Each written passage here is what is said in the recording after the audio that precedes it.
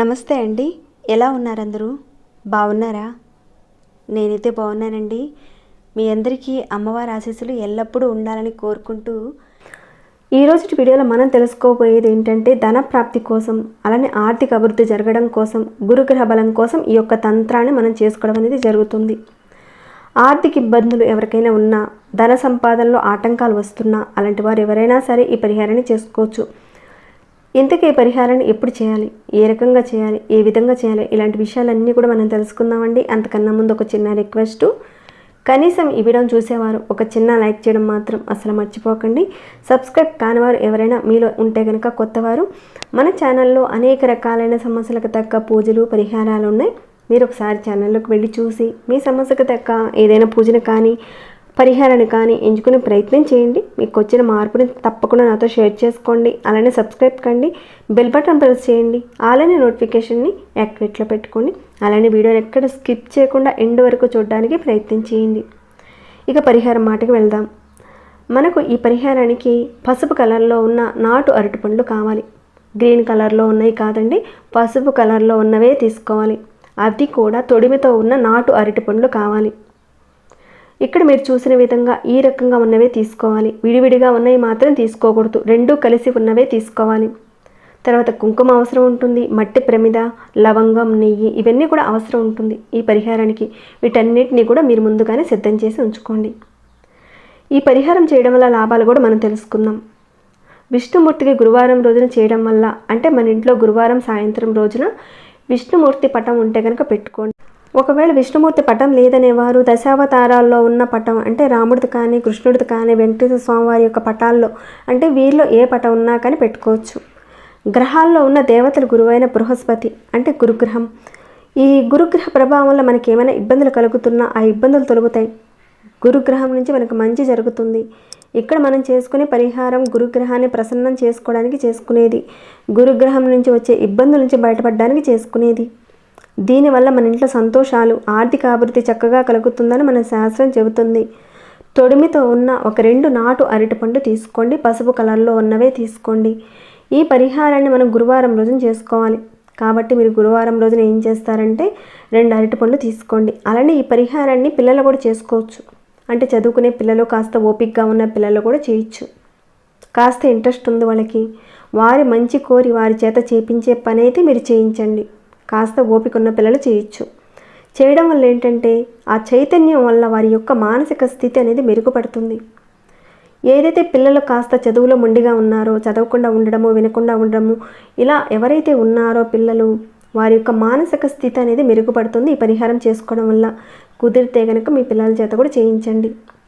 ఈ రకంగా విడిపోకుండా ఉన్న 2 అరటిపండ్లు తీసుకోండి. అలానే మీరు తీసుకున్న కుంకుమలో కాస్త నీటిని కలపండి. ఇది ఒక తంత్ర పరిహారం కాబట్టి దీనిలో ఎలాంటి పన్నీరు కానీ, జవ్వాదులు కానీ, ఎటువంటి సుగంధ ద్రవ్యాలను ఉపయోగించనవసరం లేదు. కేవలం మంచినీటి జలాన్ని ఉపయోగించి పేస్టులా తయారు చేయండి. ఇక మీరు తీసుకున్న ఒక అరటిపండు మీద స్వస్తిక్ గుర్తు వేయండి. అలానే మరొక అరటిపండు మీద మీ పేరు రాయండి. ఇక్కడ నేను పేరుకు బదులుగా ఇంటూ గుర్తు అనేది వేస్తున్నానండి. ఎందుకు రాయలేదు పేరు అని అడుగుతారేమో, అందుకే చెప్తున్నాను. పేరుకు బదులుగా ఈ రకంగా ఇంటూ గుర్తు వేస్తున్నాను. నా కోసం ఈ పరిహారం చేసుకునే పని అయితే నా పేరు రాస్తాను. ఇది మీకు చూపించడానికి కాబట్టి ఈ రకంగా చేసి చూపిస్తున్నాను, అర్థం చేసుకోండి. ఆ రకంగా తడిపిన కుంకుమతో మీ పేరు రాయాలి.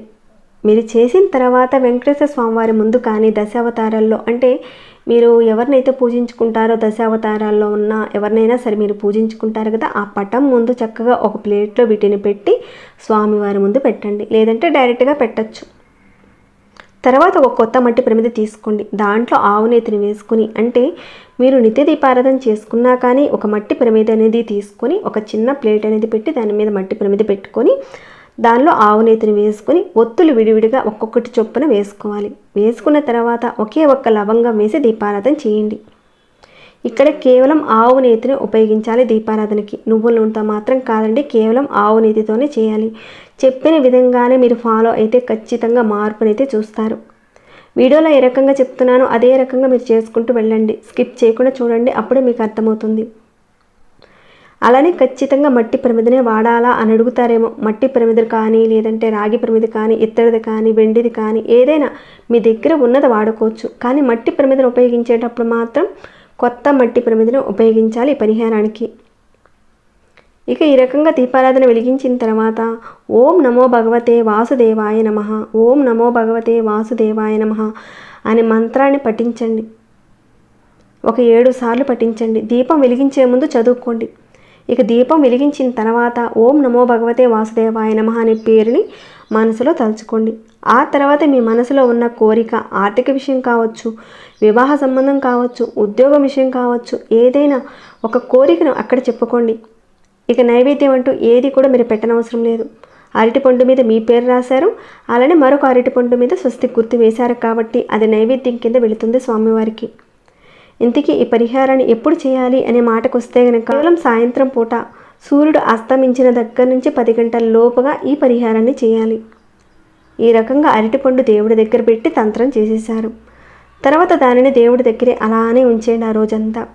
తర్వాత రోజున అంటే మీరు గురువారం రోజున చేశారు, తర్వాత రోజున శుక్రవారం రోజున మీరు స్నానాది కార్యక్రమాలు అన్నీ కూడా చేసుకుని పూజ చేసుకున్న తర్వాత ఇక్కడ మీకు అర్థం కావడానికని ఈ రకంగా చేసి చూపిస్తున్నానండి. కింద నుంచి పైకి ఒక 7 సార్లు తీసుకోవాలి. అంటే చాలామంది పైనుంచి తీస్తారు, అలా కాదు, కింద నుంచి పైకి ఒకసారి, మళ్ళీ కింద నుంచి పైకి ఇంకొక 2 సార్లు, ఈ రకంగా మీరు 7 సార్లు తీసుకోవాలి. మీకు మీరుగా తీసుకోవాలి.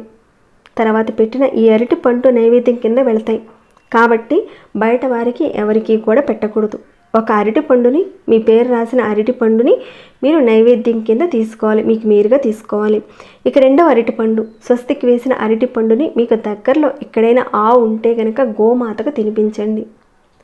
మాకు దగ్గరలో ఆవులు లేవండి, ఎవరికైనా ఇవ్వచ్చా అని మాత్రం అడగండి. కేవలం గోమాతకు మాత్రమే మీరు తినిపించాలి.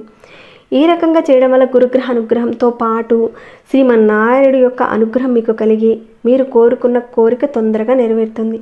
ఇది మన పూర్వీకులు చెప్పిన అద్భుతమైన పరిహారం. ఇలాంటివి మీరు చేసేటప్పుడు కాస్త భక్తితో చేయండి, నమ్మకంతో చేయండి. పరిపూర్ణమైన నమ్మకంతో చేస్తేనే రిజల్ట్ ఉంటుంది. ఇక ఎన్ని రోజుల పాటు చేయాలి, ఎన్ని వారాల పాటు చేయాలంటే కనుక మీ కోరిక నెరవేరేంత వరకు ప్రతి గురువారం చేయండి. గురువారం చేయండి. ఇది మన పూర్వీకులు చెప్పిన అతి పురాతనమైన పరిహారం. మీరు ఆవుకి అరటిపండు పెట్టేటప్పుడు ఏదైతే మీరు పూజలో సంకల్పం చెప్పుకున్నారో, కోరిక చెప్పుకున్నారో, ఆ కోరికని అరటిపండుని ఆవుకి తినిపించేటప్పుడు నమస్కారం చేసుకుని అదే కోరికను అక్కడ కూడా మనసులో తలుచుకొని తినిపించండి. ఇది శుక్రవారం రోజున మీకు దగ్గరలో దేవస్థానం ఉంటే కనుక రామాలయం కానీ, కృష్ణాలయం కానీ, వెంకటేశ్వర స్వామి వారి యొక్క గుడి కానీ ఏదైనా ఉంటే కనుక ఆవుకి అరటిపండు తినిపించిన తర్వాత స్వామి వారి దర్శనం కూడా చేసుకోండి. చేసుకుంటే మీ యొక్క సంకల్పం నెరవేరుతుంది. శుక్రవారం రోజున మీకు దగ్గరలో దేవస్థానం ఉంటే కనుక అంటే రామాలయం కానీ అలానే కృష్ణాలయం కానీ వెళ్ళి అక్కడ చక్కగా దర్శనం చేసుకోండి. అలానే మీరు గురువారం రోజున దేవాలయానికి వెళ్ళినప్పుడు అక్కడున్న పిల్లలకు అంటే పేద పిల్లలకు ఒక 1/2 డజన్ పసుపు కలర్లో నాటు అరటి పండుని ఇవ్వండి. ఇవ్వడం వల్ల శ్రీమన్నారాయణుని పూజించిన ఫలితం అనేది మనకు లభిస్తుంది. చెప్పుకున్న పరిహారాన్ని తప్పకుండా పాటించండి. అలానే గురువారం రోజున పిల్లలకు మీకు కుదిరితే కనుక అరటి పండును వారికి ఇవ్వండి. అలా చేస్తే కనుక శ్రీమన్నారాయణుడి అనుగ్రహం మరింత కలుగుతుంది. ఇబ్బందులు తొందరలో తీర్చుకోవడానికి అవకాశాలు ఉంటాయి. మీ యొక్క కోరికలు నెరవేరుతాయి. సో తప్పకుండా మీరందరూ కూడా ఈ గురువారం రోజున చేస్తారని నేను భావిస్తున్నాను. మీరు చేసిన తర్వాత మీకు వచ్చిన మార్పుని నాతో షేర్ చేసుకోండి. ఈ వీడియోని ఇంతటితో ముగిస్తున్నాను. ఇంకేమైనా డౌట్స్ వస్తే కనుక అడగండి, రిప్లై ఇస్తాను. అలానే లైక్ చేయని వారు ఒక చిన్న లైక్ చేయండి, సబ్స్క్రైబ్ కాని వారు సబ్స్క్రైబ్ చేసుకోండి.